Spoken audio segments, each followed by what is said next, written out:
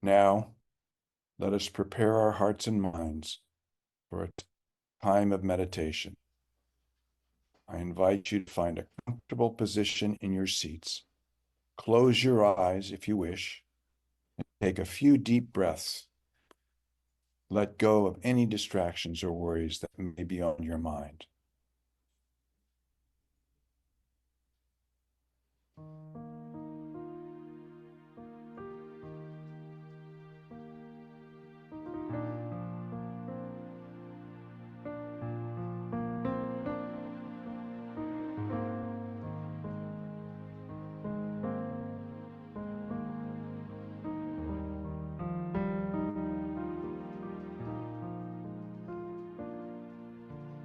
I am that I am has sent me to this now moment. Here I am.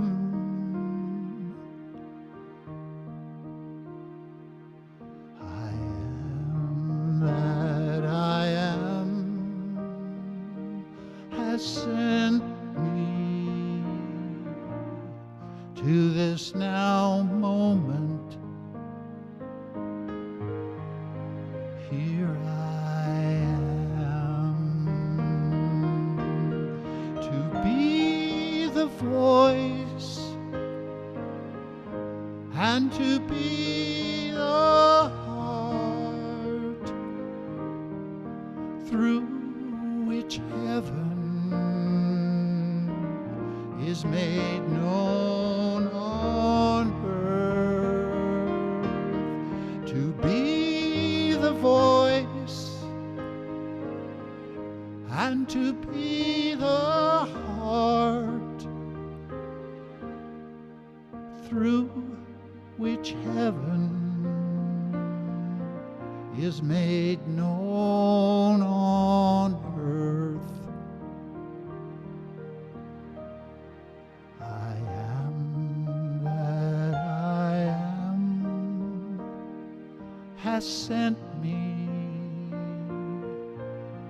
to this now moment.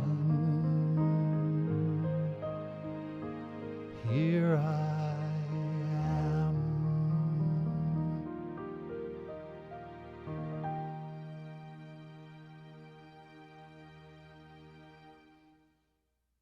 Deep, deep, deep breath in now and hold it for just a moment. Hold it and let it circulate. And when you're ready, slowly, slowly, slowly exhale. Slowly exhale, breathe out.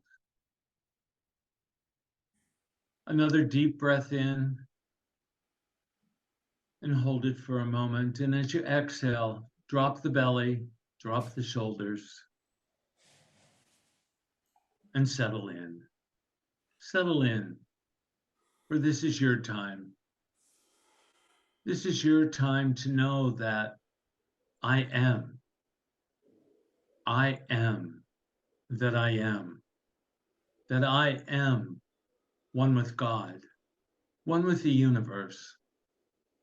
That I am one with all that is. Breathing in and out now, beginning to relax the body, taking in another deep breath and holding it for a moment. And as you exhale, drop the jaw and relax the hands in wherever position they are. And let go, let go, let go, let go. Let go of whatever's on your mind. Let go of whatever's in your body. Let go of whatever's in your heart. And open to the newness, to the freshness, to the I am, to the I am that I am. For I am a part of the universe, and the universe is a part of me. I relax into that by allowing the feet to feel Mother Earth firmly planted underneath me. Mother Earth. I am one with Mother Earth. I am. I am one with Mother Earth. I care about Mother Earth. I love Mother Earth. I see Mother Earth being nurtured, cared for, taken care of, resilient. I see myself passing Mother Earth in all its glory on to my ancestors. For I am one. I am one with Mother Earth. Feeling Mother Earth beneath my feet, I allow the rest of my legs to relax. My knees, my calves, my shins. Just relax. If there's any tension there, I invite you to release it, to breathe into it, to let it go, to really relax the body this morning, to relax the body and settle into knowing that I can relax the body anytime that I feel a need, that I can stop and take a breath and say, I am one with all that is. My body is one with all that is. And my body relaxes. My body lets go of any tension, any stress, any pain, any tightness. My body relaxes, the abdomen relaxes, the chest relaxes, the shoulders relax, the elbows and the hands relax, the neck relaxes, the eyes, the nose, the mouth relax, the hair relaxes. Every hair on my body relaxes. My body relaxes. And as my body relaxes, the thoughts begin to slow down in my mind. The thoughts that come at me incessantly slow down. And as they slow down, they make room for the knowing that I am. I am one with all that is. That I am divine. And right now, in the midst of this meditation, I claim my divinity. And I invite each of you to claim your divinity, to claim your oneness with the universe, to claim your oneness with God, to claim your oneness with Spirit. That in the midst of this knowing, I realize that I am a divine being and that I have all the attributes of Spirit, all the attributes of God, all the attributes of the universe.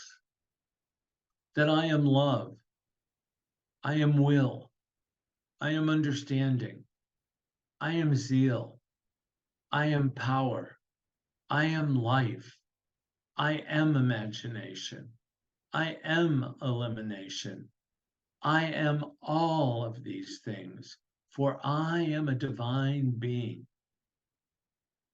on a human experience. Breathing in and out and settling into the awareness of my divinity, I open myself to some time in the silence. For in the silence, love is there. In the silence, God is there. In the silence, peace is there. In the silence, I am there. In the silence.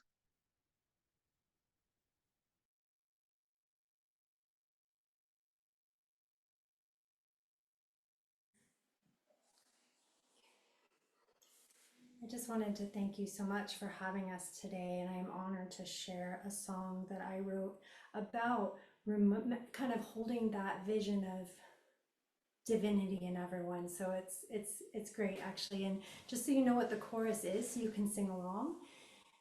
And this is kind of an affirmation. It is, we're all gonna rise. We're all gonna rise up to freedom, up to joy. So I just wanted to explain that so you could sing along with us today.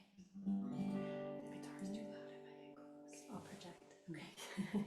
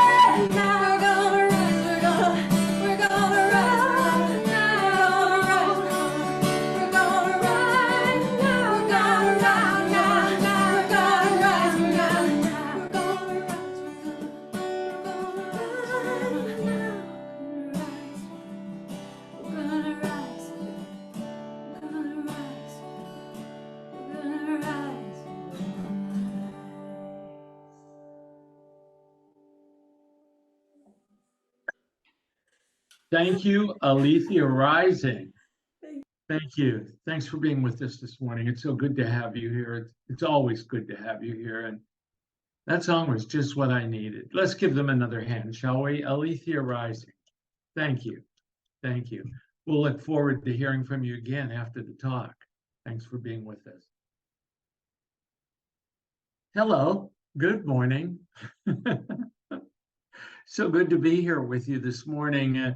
And as you've heard several times, the chaplains and I have been here at the Mercy Retreat Center, and we're just winding down. We've had breakfast this morning. We've stripped the beds. We've put everything away. We've packed the cars, and here we are ready for the service. And I have to tell you, it's really been a beautiful weekend for us. It's a beautiful weekend and a very relaxing retreat center, a retreat center that's filled with such a peaceful and divine energy. But more about that in just a little bit. I wanted to mention a thank you to Reverend Kathy Harwood Long and our guest musician Laura Sandich and the Earth Care team for last Sunday. I heard it was a wonderful Sunday. I'm sorry I wasn't there to hear it, and I've heard that many of you have enjoyed it, and so we'll invite Reverend Kathy back for more of what she has to say, and we'll invite Laura back too. So we're looking forward to that. Thank you, David Fleming and the Earth Care team. We so appreciate you, and we so need you right now on our planet. Thank you. And so Bob told you a little bit about what's coming up, or he told you a lot about what's coming up, actually. And I just want to catch a couple of little highlights. He mentioned Mindy Odlin, and I want to encourage you to be here. Mindy is a dynamic and creative minister, and I just know that you're going to enjoy her. She brings energy and truth wherever she goes. And Glenn Rothel, I don't know if you remember him, but he's just excellent. So it's going to be quite a Sunday next week. So please join us. I think you'll really enjoy it. And then after that, for all of you local people, and if any of you virtual people, Emily, if you want to fly in from Hawaii, come on over. We've got a picnic in the park going on, and it's going to be really fun. The Davis Community Picnic in the Davis Community Park is just delightful. There's food trucks and music and all of us Unity people. So please register so we know how many are coming. You can register in the newsletter. And as Bob told you, then after that is Mother's Day. And I'd like to really share as many of your mothers that you'd like to have us honor this Mother's Day. Send your picture to us as soon as you can. And it's all outlined in the newsletter. So on Mother's Day, let's come together and honor thy mother, honor thy father. Let's honor our mother this Mother's Day. And May 27th, happy 27th anniversary, Unity of Davis, or happy 17th anniversary, Unity of Davis. I gave it 10 more years. So happy anniversary. I've got some special treats coming up for that day, and I'm not going to tell you what they are. So you'll have to come and see what they are. So let's celebrate our anniversary, and please join us that day. Well, you know, I heard about this pastor who was preaching, and at the end of preaching, he made the announcement that there will be a meeting of the church board immediately after the service. Well, after the close of the service, the church board gathered at the back of the sanctuary for the announced meeting. But there was a stranger in their midst, a visitor who had never attended their church. And so the pastor said, "My friend, didn't you understand that this is a meeting of the board?" "Yes," said the visitor. "And after today's sermon, I suppose I'm just about as bored as anyone else who came to this meeting." So please don't get bored today during the sermon. At the retreat this weekend, our main resource, or the book that we use to discuss and to delve deeply into, is Discover Your Divinity, a modern guide to affirmative prayer by Reverends Linda Martella-Whitsitt and Deanne Morency. And Linda and Deanne say that this book is about the power of affirmative prayer. It's about the power of praying by ourselves and praying with others from an awareness of our spiritual nature. That affirmative prayer is about seeing and naming the truth that already is, even if it's difficult to recognize. So I'd like to ask you this morning, are you aware of your spiritual nature? Have you spent any time thinking about and becoming one with the nature of God, with the nature of spirit? Have you given any thought to becoming one with the nature of the universe? During our retreat, we talked about the human condition. We talked about grief. We talked about holding sacred space. And we practiced listening. We practiced praying with others. And we spent wonderful time listening to Karen Drucker sing, "You Are the Face of God." And we also spent time in the realization that we truly are the face of God. And we spent time integrating that truth into our human selves. And we took a deep dive then into Linda's book, Discover Your Divinity, and then came together to discover our own divinity, both individually and collectively. We discussed the nature of the divine and then discussed the nature of our divinity. And today, the chaplains and I would like to share some insights from the book, and the chaplains would like to share with you a little bit later on some insights into the nature of their own divine identity. And so they'll be joining us in just a little bit. But first, Linda Martella-Whitsitt says, what is the divine nature of God, of spirit, of the universe? And Linda invites us into recognizing the nature of God as principle.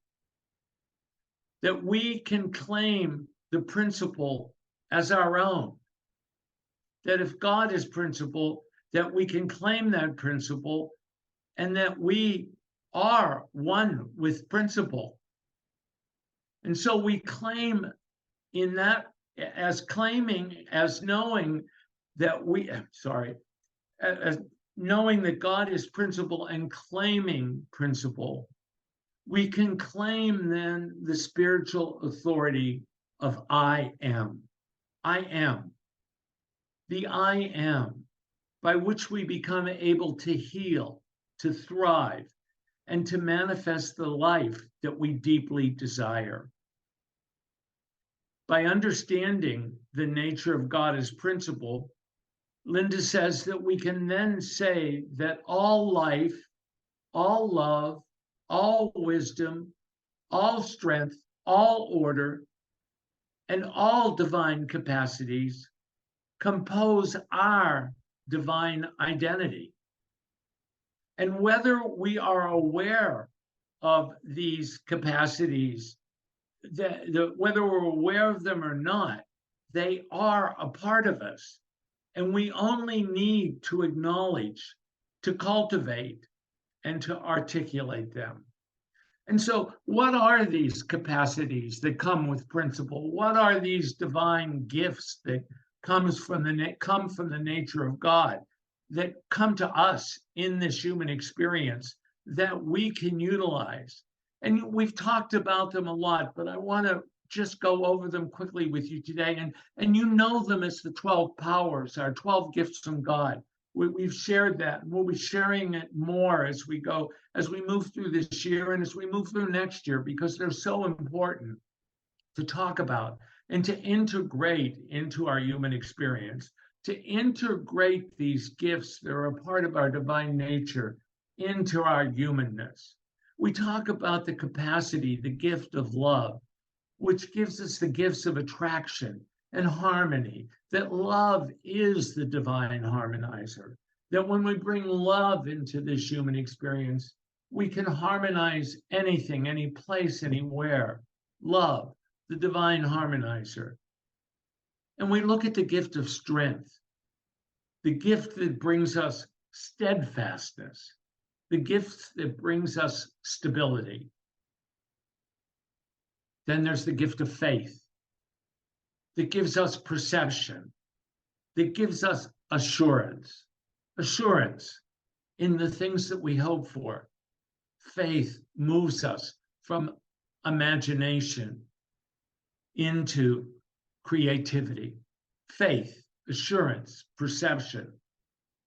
The gift of wisdom, which gives us the ability to discern, that brings discernment to us, and also gives us the gift of discrimination and evaluation, allows us to look at those things that come up in our human experience and really discern them and discriminate what we want to get involved in and what we don't want to get involved in, and the ability to evaluate those decisions and to change our mind or to stay with those decisions. The gift of wisdom. And then the gift of power, which brings us self-mastery, that brings us confidence. The gift of power, the gift of the spoken word, the gift of confidence. And thank God for our gift of elimination. Thank you, God, for the ability to release those thoughts that do not serve us, that we no longer need, that we're ready to let go of, that the gift of elimination allows us to release, allows us to cleanse.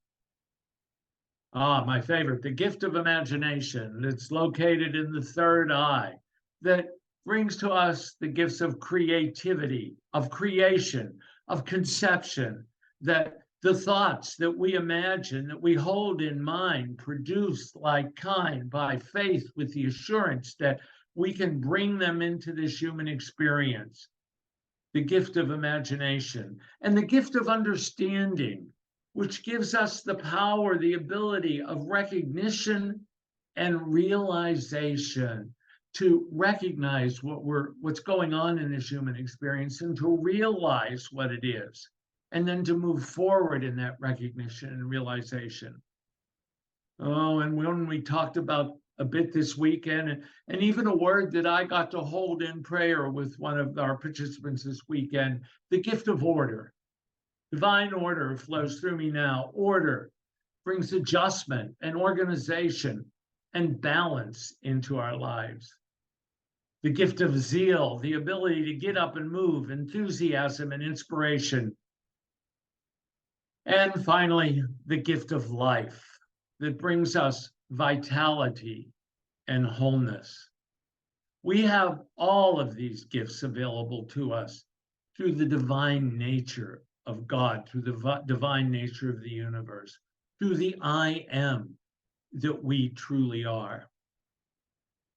In his classic New Thought text on prayer, The Universe is Calling, Unity Minister Eric Butterworth instructed this: when people hear Jesus saying, "I am the light of the world," they thought he was referring to himself, that he was announcing that he was God, or that he was God's special agent. But he was simply affirming the truth, or throwing the switch, and made it clear that each of us must also affirm the truth, that each of us are God's special agent, that each of us are one with God, that the true affirmation is, I am. I am. Divine nature is in us all. Divine nature is in us all, waiting to be brought into expression through our recognition of the power and might of the I am. And that's from Charles Fillmore in the book, Jesus Christ Heals. One more time, Charles says this: divine nature is in all of us. It's waiting to be brought into expression through our recognition of the power and might of the I am. Are you ready to throw the switch? Are you? Are you ready to throw the switch? Are you ready to turn on your divine nature? Are you ready in this human experience to become one with the I am that you truly are, to become one with the nature of the universe, to become one with the nature of God? Are you ready to open to the realization and the integration of your divinity and your humanness? Are you ready to move through this human experience with those 12 attributes that are always available to you? Are you ready to be the I am that you truly are? Myrtle Fillmore wrote this in How to Let God Help You. God is neither male nor female, but principle. God is not a cold, senseless principle like that of mathematics, but principle of life, love, and intelligence. But principle of life, love, and intelligence.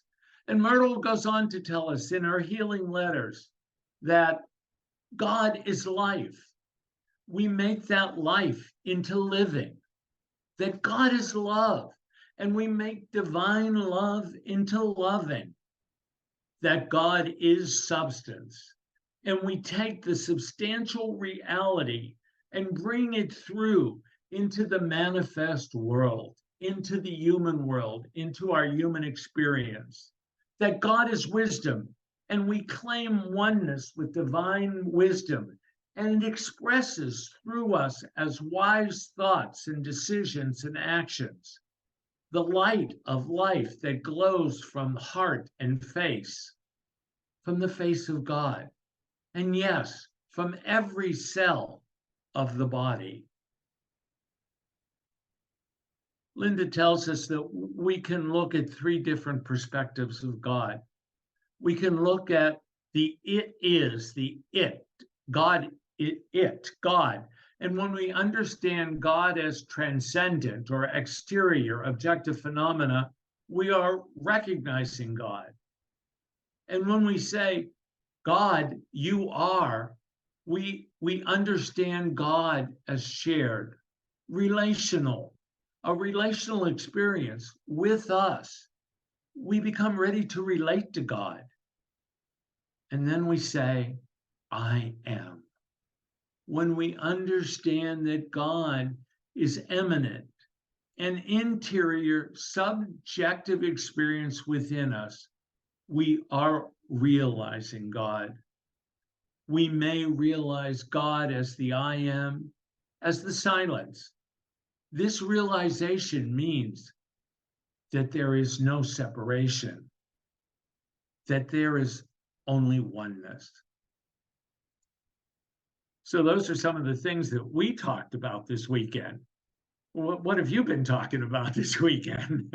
And what are you ready to talk about as the weekend moves on? Will you join us in divine nature, in the I am, in realizing that you are one with all that is?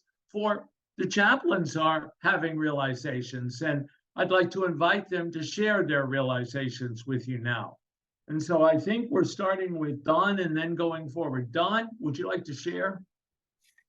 I'd love to share, Rich. I had a wonderful weekend of, um, of inspiration with you and with Barbara Thorpe and with Linda and Deanne's book, and I was able to more fully understand the flow and reasons for affirmative prayer in unity practice, and how it can be a key to discovering my and others' divinity. We can more fully affirm and know our being as whole, complete, and perfect children of God, having a human experience. I am grateful, and I am knowing that. Thank you, Doug. Thank you. My pleasure. Patricia?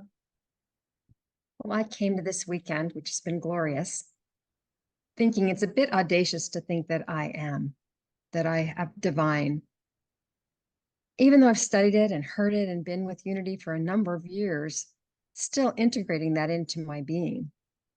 Still a little sketchy there.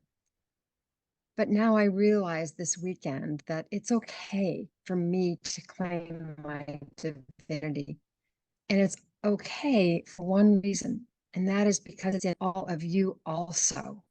That claiming it doesn't make me special. It just makes me one of you. And that together we get to express that divinity in our own unique ways and personalities that add the texture and richness that makes life such a wonderful experience. So thank you to Reverend Rich and Barbara and all my other chaplains for making it a terrific weekend. Thank you, Patricia. Thank you. Grace, come on down. Oh my goodness. Hello, everyone. I'm so grateful to be here. This book study expanded the way I think about affirmative prayer by offering a fresh perspective of the nature of God as one universal spirit. As an offspring of that spirit, I know I can claim spiritual authority to heal, thrive, manifest the life I envision for myself.